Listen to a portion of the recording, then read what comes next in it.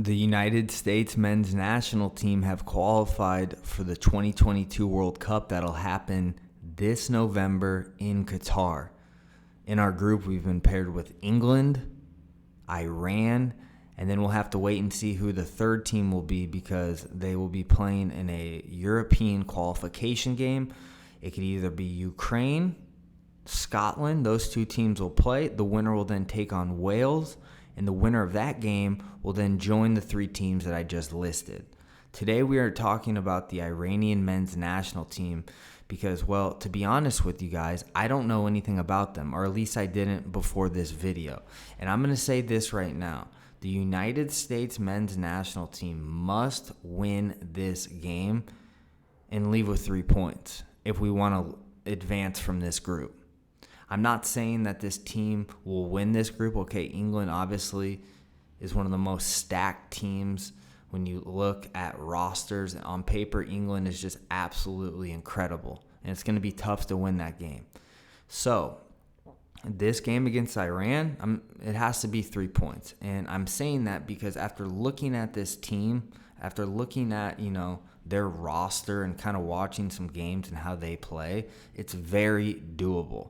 Now, let's give Iran some credit. In 2021, in the World Cup qualifying games, they pretty much had clean sheets the entire campaign.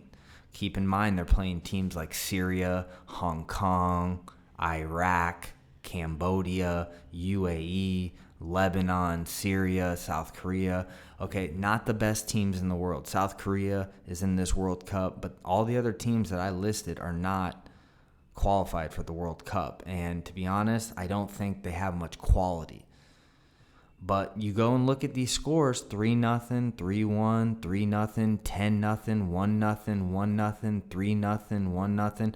The trend here is they don't let up goals. So we're going to have to find a way to penetrate this back line of Iran. Obviously, they're doing something right. They have a head coach that used to play in Croatia. He's Croatian himself. And, he's got the boys playing good defensive sound ball. I got to be honest. You're just looking at the score lines and you go and watch some of the film of this team. They're organized in the back, okay? They like to sit back, kind of counter a little. But when they play the U.S., who knows what type of style they'll play. This coach might have just had him playing in a specific style for these games, but when they play the U.S., they might completely change it. So I don't think we can go too much off the film in terms of tactics. But what we can look at also is the roster and the players that this team has. And to be honest, most of these guys play domestically, and the ones that play in Europe don't get much time. We start from the back line. The goalie with the most caps, 29-year-old Ali Rezia, I hope I'm saying that right, plays over in Portugal, 50 caps, like I said, and he's not even playing for this club right now in Portugal. You look at the guys in the back line, not too many caps by these guys. One of them, defender number 5, Milad Mohammed, 45 caps, plays over in Athens, Greece, and he doesn't even get much time there.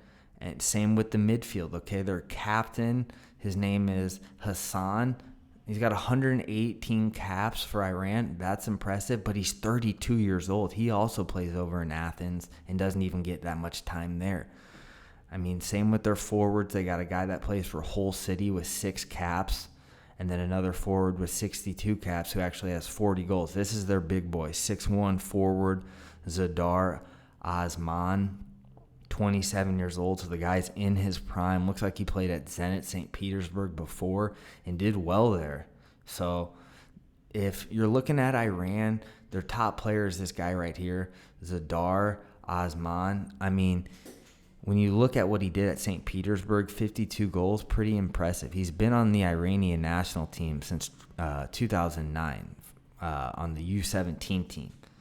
And he's got 62 caps, 40 goals for Iran. So pretty impressive. This is the guy that they're going to have to look out for up top and be worried about over every other player that they had. He's scored 6 goals in Champions League. So this guy can play. Other than that, they really have no one else in terms of high-quality players. When you compare him to a Christian Pulisic, when you compare him to a Weston McKennie, when you compare him to a Serginho Dest. Okay.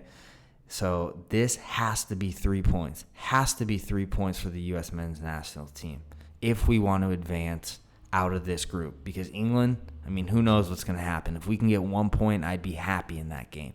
And then when it comes down to either Wales, Ukraine, and Scotland, once we know who we're playing, I'll look into that team. But for now, we can't, okay, because we don't know who it's going to be. So I'll make a video going over the England roster. I mean, I think we all know how stacked that roster is and how much quality they have and how many of their players are actually starting and getting minutes in in the best leagues in the world.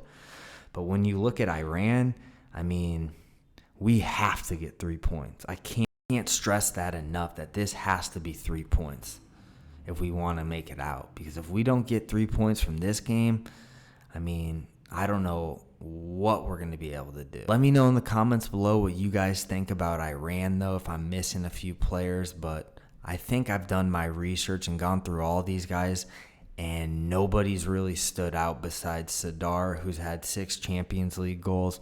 But maybe I'm missing somebody. But let me know what you guys think in the comments about Iran, and if you agree with me that this has to be 3 points if we want to advance. But guys, thanks again for tuning into today's video as we took a little look at the Iranian men's national team.